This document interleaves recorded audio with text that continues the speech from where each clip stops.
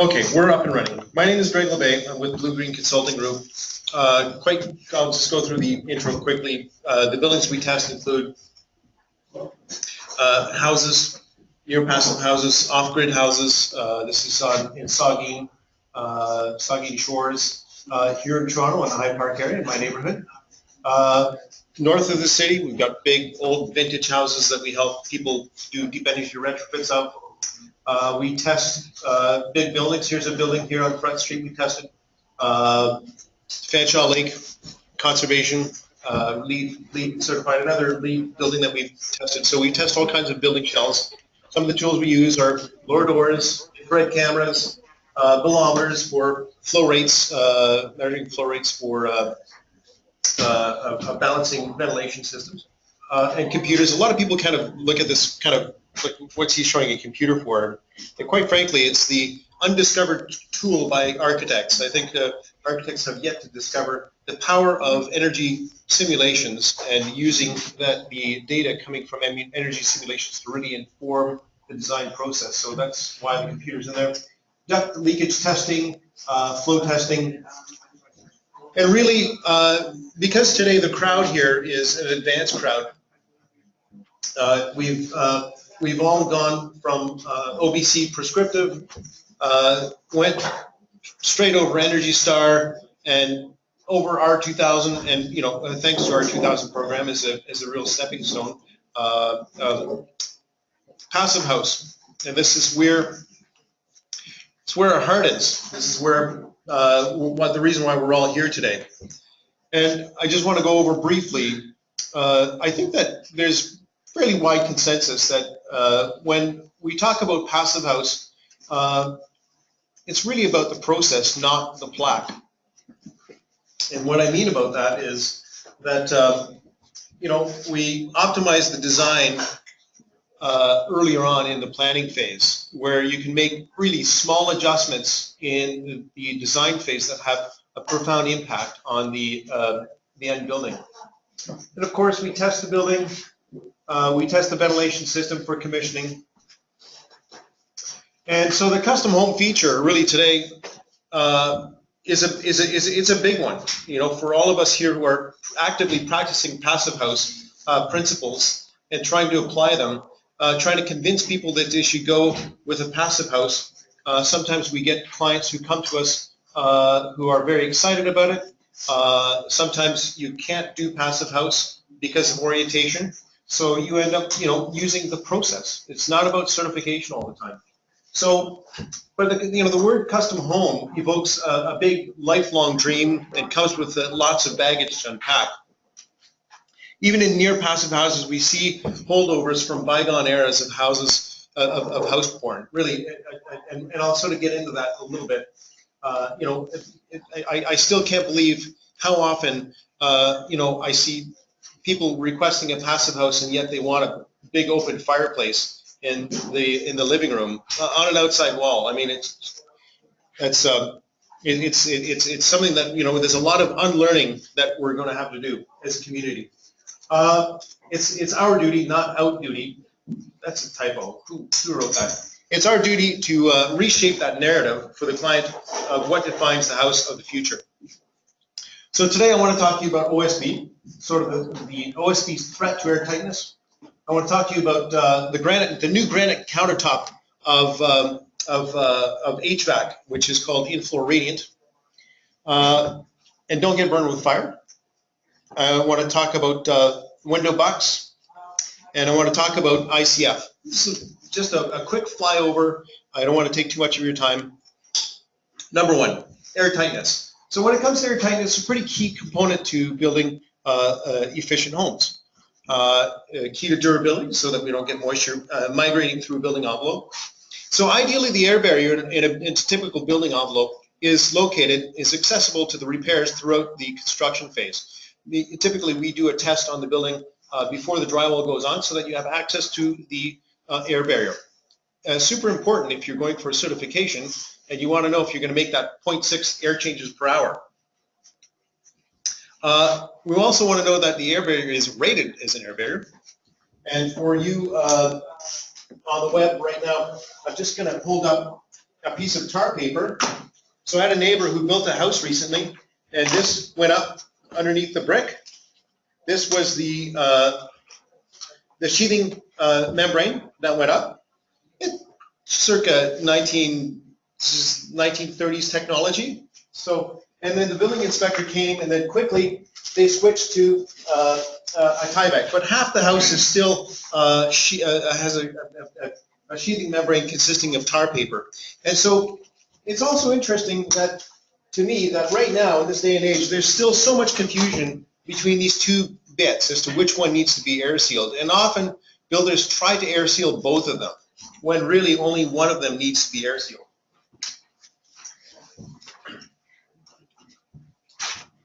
So if you embed your air barrier in the wall assembly, make sure you test it before it's covered. And if you're, outside air barriers trump inside air barriers. Why? Because of the number of penetrations. It's sheer math. It's easy. How often has a plumber or electrician cut a hole into an air barrier when it's on the inside? It happens all the time. So we try to put our air barrier on the outside. So some Belgian blokes came up with a study on OSB, and they found that, surprise, surprise, OSB leaks like a sieve. If this is the permitted leakage rate for a typical air barrier, only one of the OSBs, I believe it was actually a Canadian brand, but don't worry, we'll list the Canadian brands later on, of OSB. So you can see the variance here in air leakage. It's pretty significant from brand to brand. And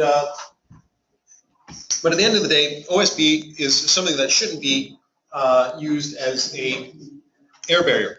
So the building code, Ontario Building Code, defines an air barrier as something that leaks only 0.2 liters per second per meter square at 75 pascals of pressure. OSB in Canada is too inconsistent to actually rate at that level. So even with a good seam tape, OSB can leak too much air through the field. So I want to go through a couple of examples of inside, middle, and inside and warm air barriers.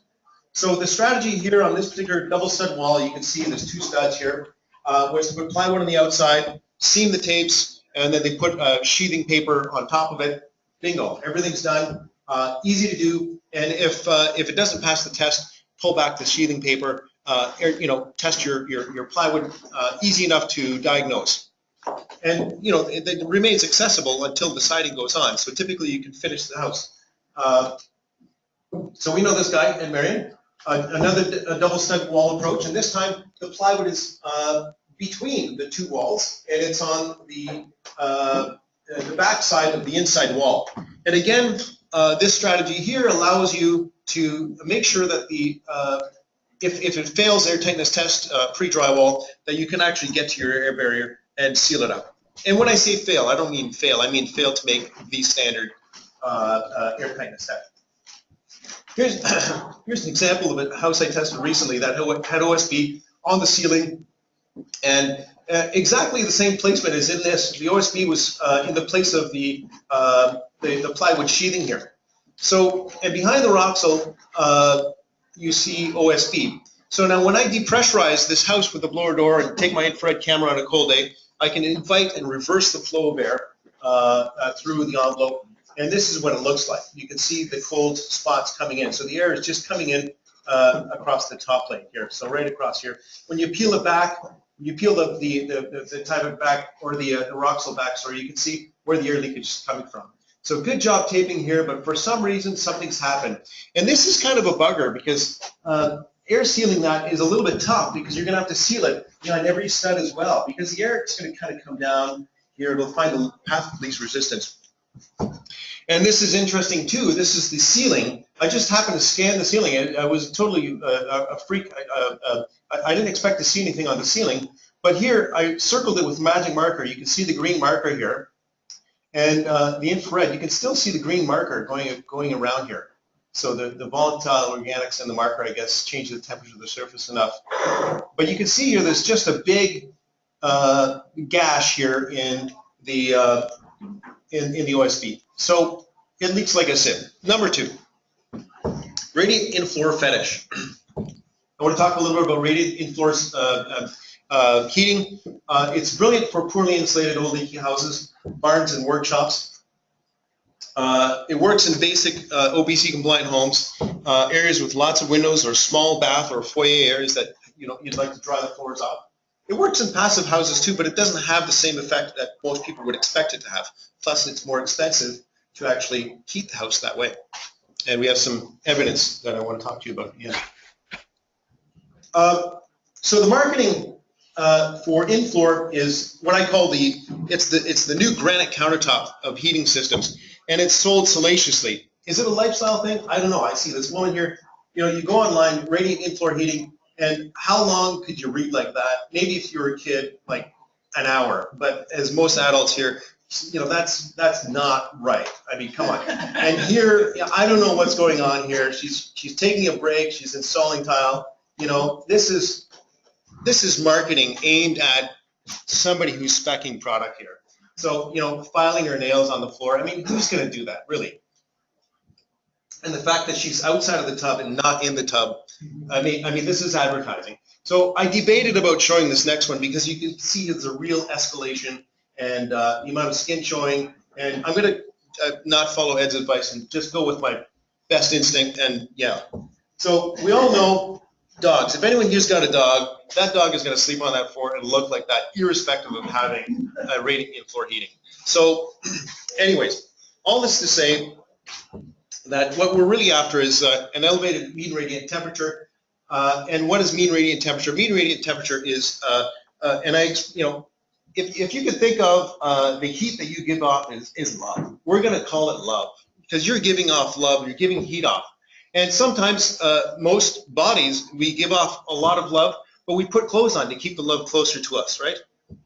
So when we feel comfortable, we get the love back from the furniture, the items around our house.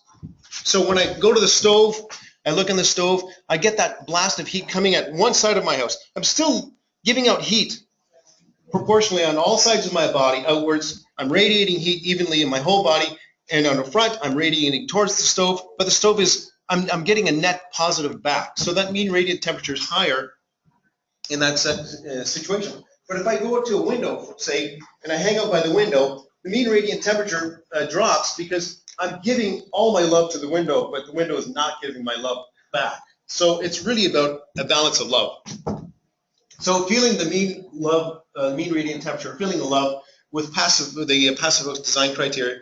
What passive house design criteria tries to do is force builders and designers to spec better quality windows, which just brings up the temperature when you're close to windows. So here, we've got a 35 degrees C difference from inside or outside, 2 layers of glass, a crappy window, and it's 15 degrees C right here, so it's cold, But with the, as I say, passive house, they spec good windows, and the mean radiant temperature goes up in the window. So that's the whole point of buying good windows. It's about feeling the love. So what's good for the geese is good for the gander, right? And so convective heating, we all know convective heating. I've got forced air. You blow hot air out on the outside wall against the window, it chases the humidity off the window, cools back down, comes back. Radiant heating in a code house, the whole concept here is that you just push a bunch of water, hot water, into a tube and you heat up a slab. Hopefully it's not one of those staple under. And the radiant heat goes up into the rest of the house, hopefully hits an occupant. Where things differ for a passive house is that we've got a superb envelope detailing happening here. And the amount of heat that it needs is really significantly smaller. So really what we're getting is the hot and heavy versus the tiny and tepid. And so when you've got tiny and tepid, you don't feel that blast of heat coming off your floor. So out with the in-floor, in with the mini split, and I just wanted to show you very quickly here. This is a refrigerator. You can see it reflecting. It's a stainless steel refrigerator. It's reflecting off of the floor, and you can see the radiant in-floor elements here. And they're fighting the fridge. So that's note to self. When you're installing radiant in-floor, don't put it under cabinets. Don't put it under fridges because they're fighting each other. It's not good. That's not symbiosis. So yeah, in with the mini split. Air source heat pumps trumps radiant slab, and you're asking, do I have any data? And yes, I have data. We have seasonal heating degree day normalized data from the same house in Oakville, running an air source heat pump 1 year and in-floor radiant another. The evidence is compelling, and you'll have to wait and hear from the horse's mouth. Ed Marion, December 2nd, 9 a.m., Home Builder Renovator Expo. I'm sure he'll make the data available on his website if you want to see it. He'll probably share it with you. He's a nice guy. Anyways, I'm not going to bore you with that detail right now, but it is interesting nonetheless. Number 3, Segway from radiant heat to fireplaces. So this, I love this image. We test a lot of, we used to test a lot of Energy Star houses, and these were brand new neighborhoods going up on the periphery of Toronto. And this one here was in Mississauga, and you can see here that the tiler started putting the tile down, and the site supervisor said, hey, what are you doing? Take the tile off, take the tile off. We got to put the radiant in floor heating. And yeah, this is a bathroom. It's a bathroom with a fireplace, radiant in floor heating, and it's got forced air. It's got everything. It's got everything. This is what we're fighting. This is what we're fighting, right? Everyone wants a house with everything. You got to have it all. And again, I look at this design, and it's just, you're trying to be crazy. We're going to put a fireplace in the most opaque wall assembly of a house. And we know these are all builder-grade windows around here.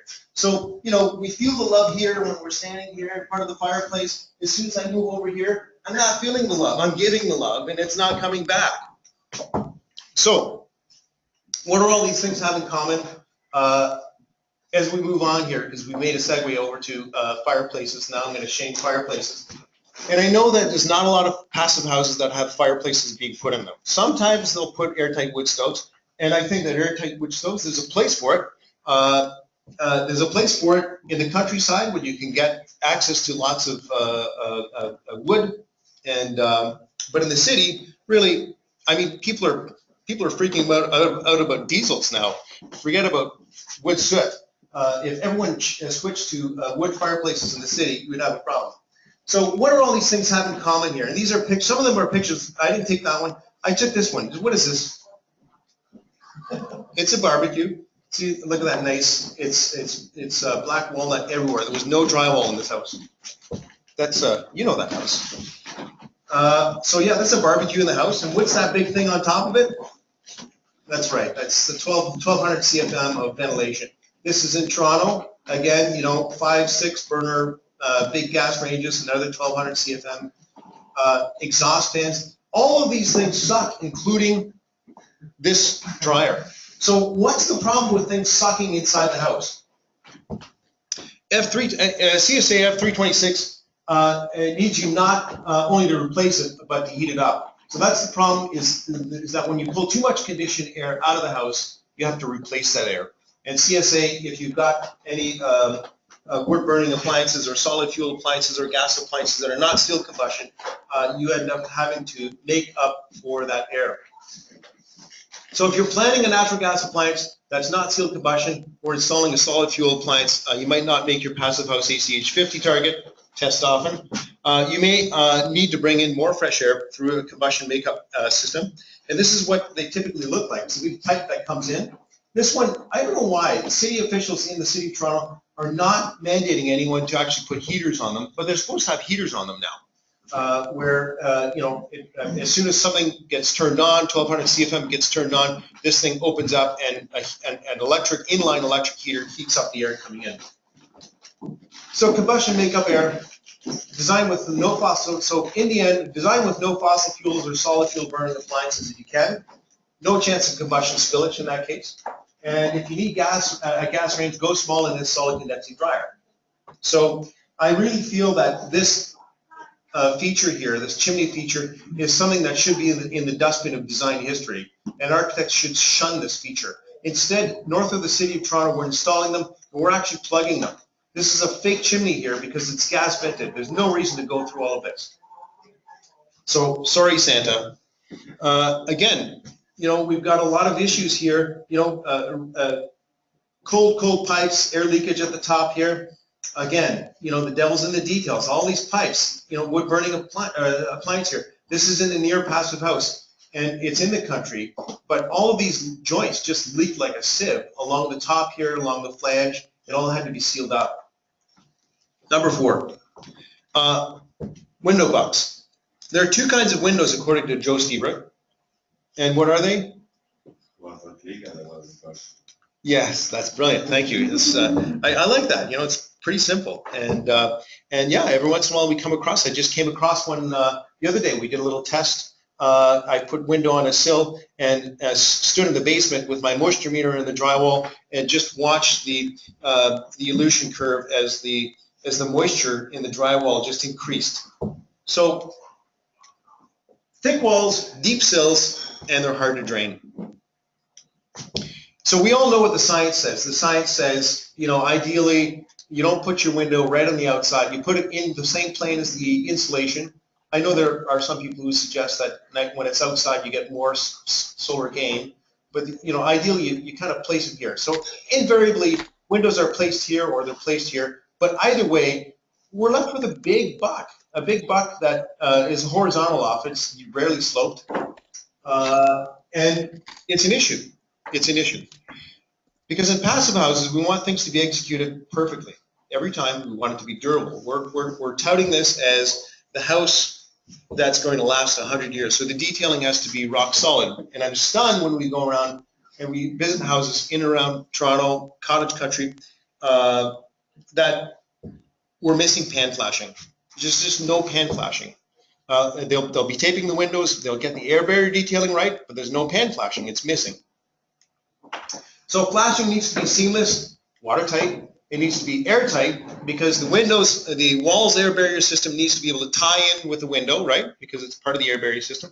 And in my opinion, it has to span at least 1 inch on the warm side of the window frame, past the window frame, in order to actually stop that leakage and hopefully drain it back.